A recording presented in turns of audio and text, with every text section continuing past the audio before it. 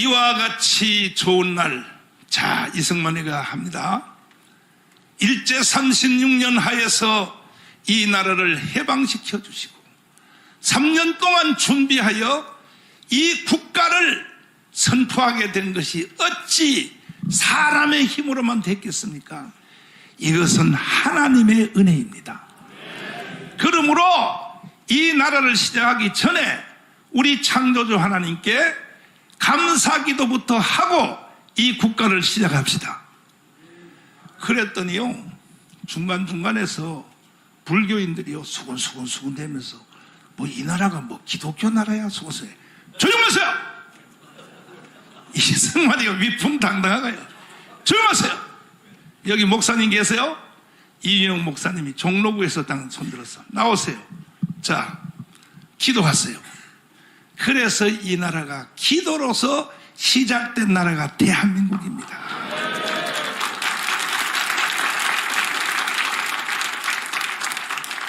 나는 이 이인영 목사님 기도문을 당회장실에다 걸어놨어요. 여기 앞에 떴으니까 보세요. 우리에게 독립을 주신 하나님, 우주와 만물을 창조하시고 인간의 역사를 섭리하신 하나님, 이게 지금도 여의도의 국회의 속기록에 제1호로 되어 있어요. 1호로. 그래서 우리나라가 잘 되는 거예요. 세계 10위권의 나라가 되는 거야. 그런데 그래서 이승만 대통령이 국가를 세울 때 자유민주주의, 그 다음에 자유시장경제, 한미동맹, 마지막이 중요해요. 기독교 입국론. 이게 건국의 4대 기둥이에요.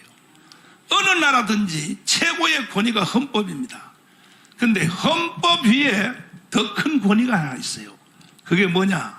국가 설립 이념입니다. 예를 들어 일본 같으면 일본도 헌법 있죠. 최고 권위 아니에요. 천황제도가 헌법 위에 있는 거예요. 중국 같으면 중국에도 헌법 있죠. 그게 최고 권위 아니에요. 모택동이에요. 모택동. 북한 같은 김일성이에요. 그와 같이 우리나라도 헌법이 최고의 권위가 있지만 헌법 위의 권위가 뭐냐? 이승만이가 나라를 설립할 때 건국한 건국의 이념입니다. 4가지입니다. 그 중에서 사실은 제일 뒤에 게 중요해요. 기독교 입국론. 이것 때문에 앞에 게 3개가 존재하는 겁니다.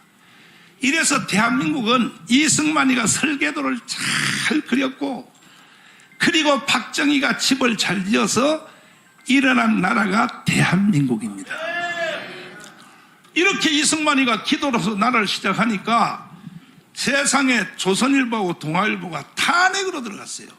이 나라가 무슨 기독교 나라냐? 저 이승만 영감이, 이승만이가 들어올 때 나이가 70살이었거든. 그러니까 3년 준비해서가 73살이죠. 이 국가를 선포할 때. 저 영감이 미쳤어. 저게 말이야 미국의 기독교 나라에서 배우고 와가지고, 그래가지고 조선일보 동아일보가 탄핵을 하자. 이승만 탄핵하자 그랬어. 탄핵에 시달리는 거야. 그러면 이제는 국가 행사할 때 기도해야 돼, 안 해야 돼요? 안 해야죠. 국군의 날이 됐어요. 다시 또 목사님 데려가요. 데려가서 이 나라를 지키는 사람은 군대가 아니라 하나님이십니다. 목사님 기도하세요. 그냥 기에다 대고 그 대신 짧게 하세요. 그때부터 모든 국가의 행사는 기도로서 시작하는 제도를 이승만이가 만든 거예요. 이해되십니까? 그래서 뭐 경목, 군목, 무슨 뭐 병원에 가면 그 교목, 학교 가면 교목, 이 모든 제도를 다 기독교로 제도로 완성한 사람이 이승만이라고. 이승만. 그런데 잘 나가다가 박정희가 5.16 군사혁명을 일으켰어요. 박정희는 일본에서 교육을 받은 거야.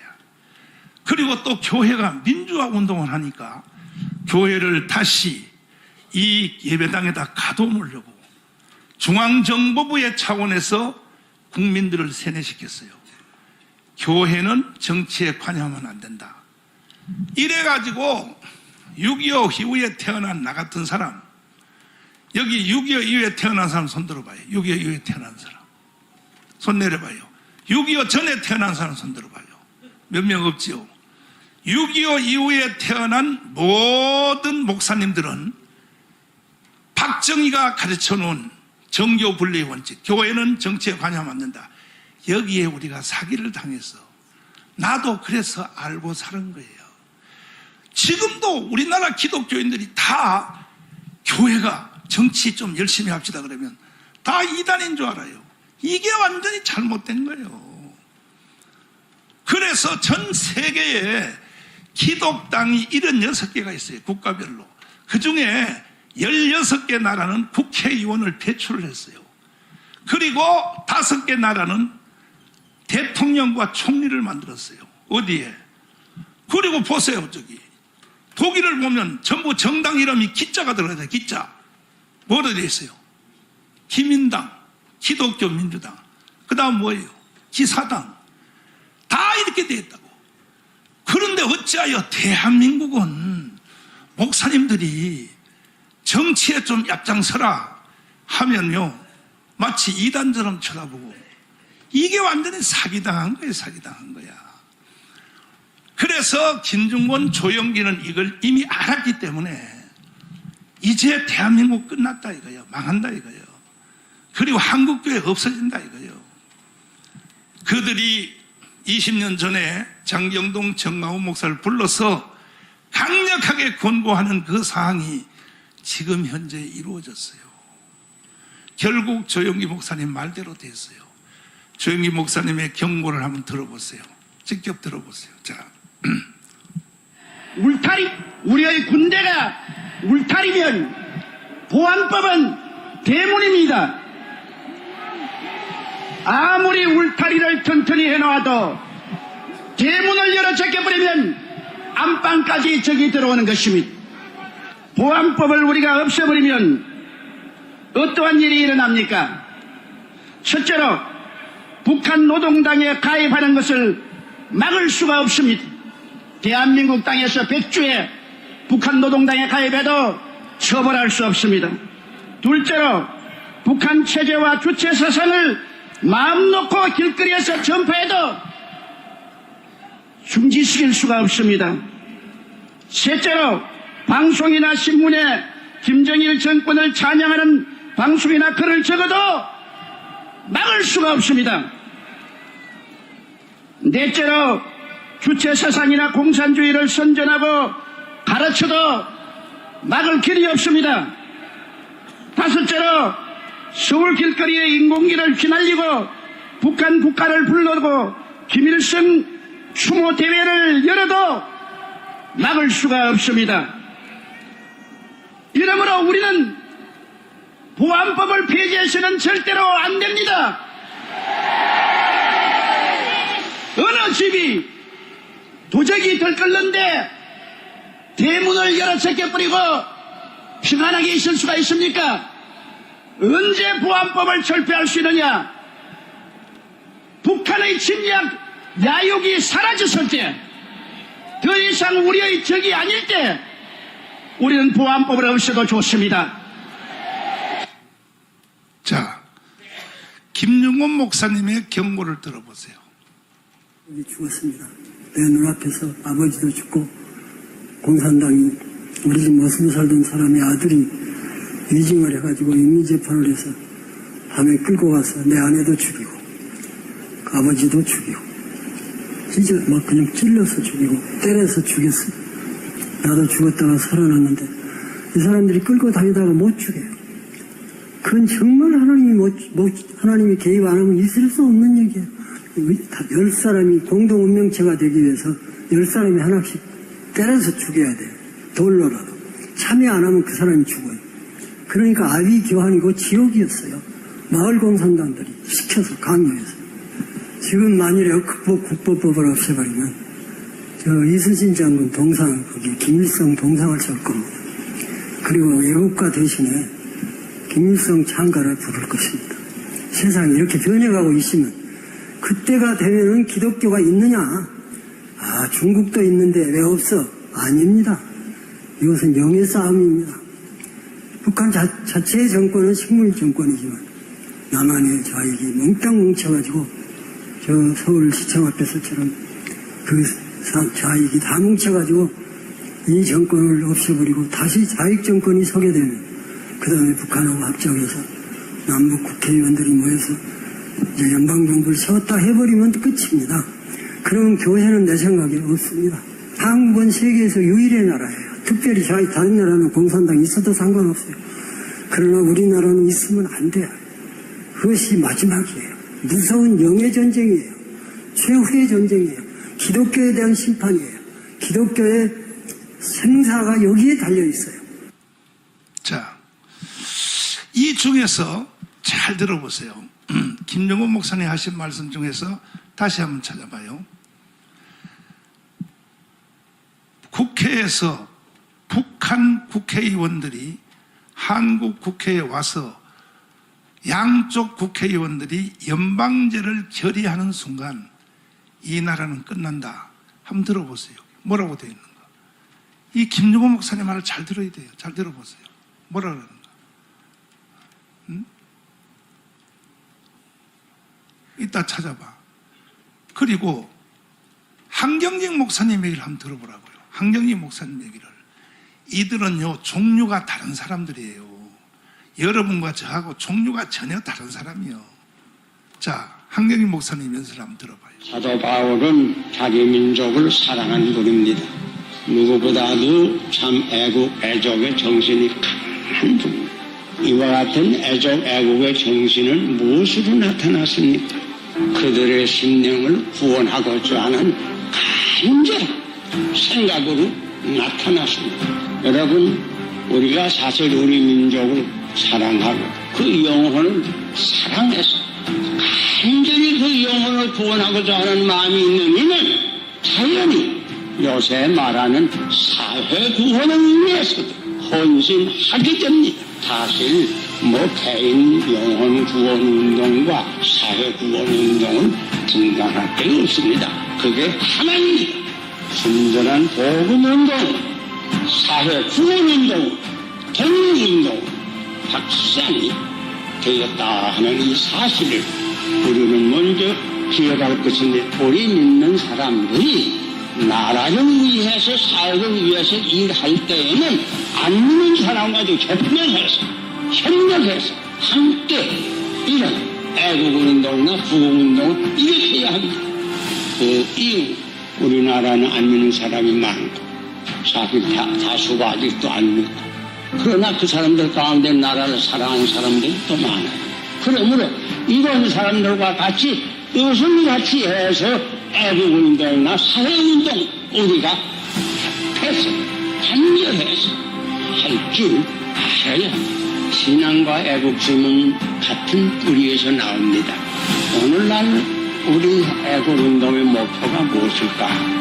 첫째는 우선이 남한으로 가려면 정치, 경제, 사회, 문화 모든 면에서 발전해서 참 모든 나라의 모범이 되고, 또 둘째로는 평화적으로 민주통일을 이걸 위해서 아마 그분들이 지금 살아 계신다고 할지라도 힘쓸 거예요. 자, 여기서 한경직보다 나는 더 낫다. 한경직보다 아는 것도 많고 판단도 빠르다. 손 들어봐요. 한경직보다가.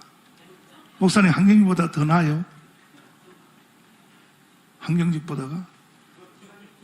아니, 내가 말하는 게 아니고 내가 낫다는 게 아니라, 한경직은 프리스턴 대학의 박사요. 여기 조영기보다가 내가 더 낫다는 사람은 손 들어봐요. 조영기보다가 여러분이 더 낫다고 생각하는 손 들어봐요. 바로 내가 정신병원에 입원시키려고. 김중곤보다 나는 더 낫다. 내가 실력도 더 낫다. 김중곤보다 더 낫다. 손 들어봐요. 그러면 조영기, 한경직, 김중곤 말을 들어야 돼요, 안 들어야 돼요? 내가 욕할 게 들어보세요.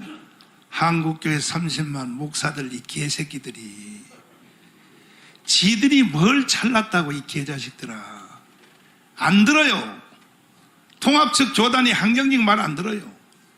응? 경상도 목사 새끼들이요, 조용기 말 안 들어요. 전라도 목사 새끼들이요, 김중모 말 안 들어요. 그건 뭐냐? 이 목사들이 교만기가 충만해가지고 지가 판단하고 생각하는 것이 더 나은 줄 착각하는 거야. 정강훈, 너는 나는 그래서 순종했잖아. 아멘 한 사람도 안 해요. 조용기 김중원한테 순종해서 나라가 살은 거예요. 나라가. 조용기 목사님 하루는 또 전화 왔어. 오라 그래. 갔더니 한기총 대표회장으로 들어가라 그래. 날 보고. 어르신, 나는 어르신이 나한테 맡긴 기독당 하기도 힘들어요. 나는 안 합니다. 그랬더니 하라면 하지 말이 맞냐고. 한기총 회장의 옷을 입고 애국운동을 해야 나라가 살아. 그래서 내가 한기총 대표회장을 들어갔어요. 내가 스스로 원해서 간 게 아니에요. 25대 26대 하면서 드디어 어른들의 위기의 경고가 현실로 나타났어요. 문재인 이 개자식이 대통령이 딱 되자마자 세상에 대한민국을 해체하고 북한 연방제로 넘기려고 하는 거야. 제일 먼저 내 눈에 든 것이 뭐냐? 평창 동계올림픽에서 전 세계 수상과 대통령 다 모아놓고 이따위 연설을 했어요. 문재인이. 이게 선전포고 시작이야. 들어보세요.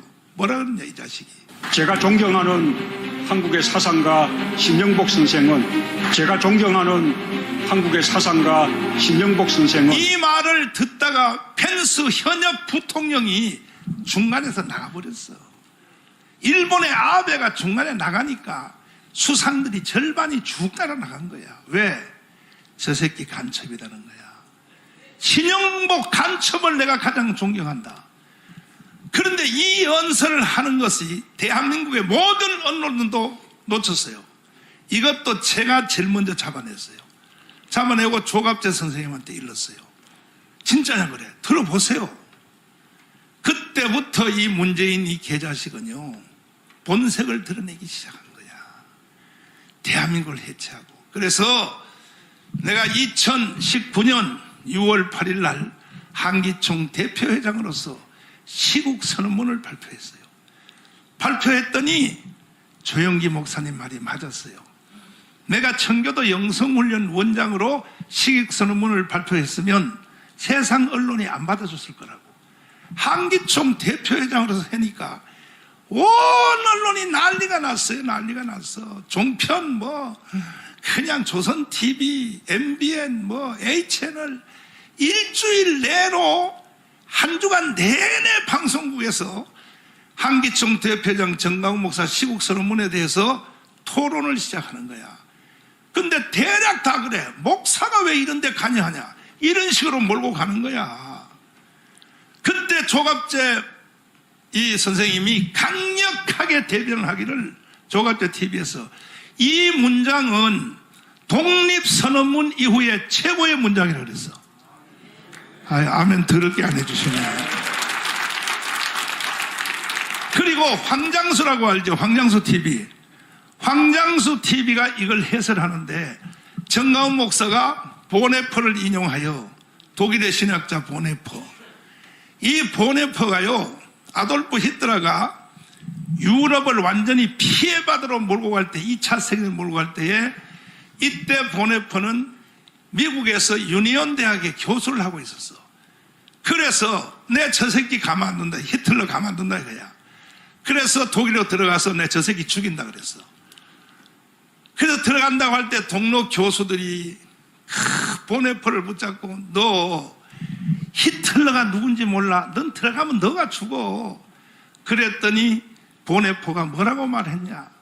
이렇게 말했어요. 목사라고 하는 것은 성도가 죽은 뒤에 가운을 뒤집어 쓰고 한 송이의 국화꽃을 가지고 장례식을 치러주는 자가 아니요.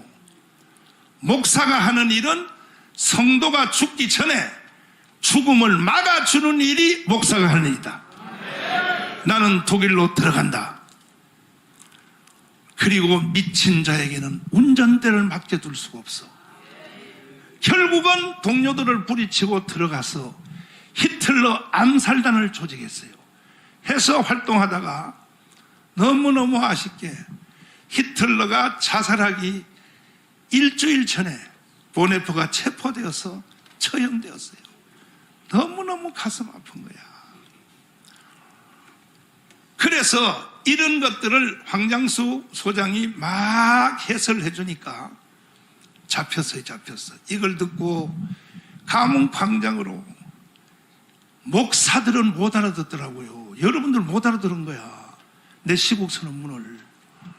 장로 새끼들도 못 알아들어. 근데 강남에 있는 평신도들이 알아들었어.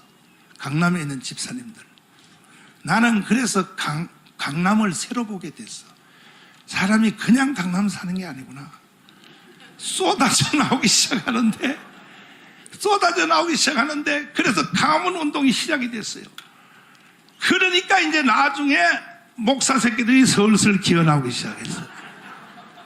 특별히 우리 아스팔트 투쟁하는 거 한번 보세요. 여러분 제 말 잘 들으세요. 이게 아스팔트 투쟁하는 사진입니다. 그날 전에 진눈깨비가 와서 밑바닥은 다 얼음판이에요. 아스팔트에. 그리고 거기에다가 스트로프 한 장 깔고 거기에다 모포 한 장 뒤집어 쓰고 이렇게 성도들이 투쟁했어요. 이걸 보고 목사들이 이제 감동이 돼서 대구 홍동명 개새끼도 찾아왔어요. 나한테 찾아와 슬금슬금 기어 나왔어. 그래가지고 가문 운동이 시작이 됐는데 이 가문 운동 때문에 대한민국이 살았다는 사실을 꼭 인정해 주시기를 바랍니다. 이것은 인류 역사의 최고의 대회야. 홍콩의 브렉십이 3달밖에 안 했어요. 결과 없었어. 결국 홍콩은 중국으로 들어갔어요.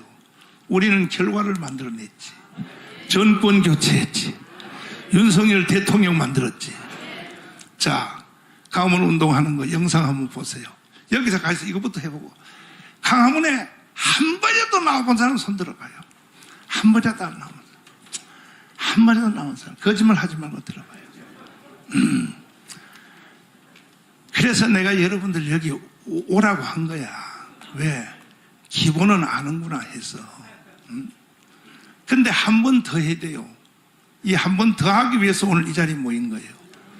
자, 가문운동 영상 내가 미국의 상원의원들을 설득하려고 만들어간 영상이에요. 한번 보세요. 존경하는 국민 여러분, 대한민국 헌법으로 자유 통일해봅시다.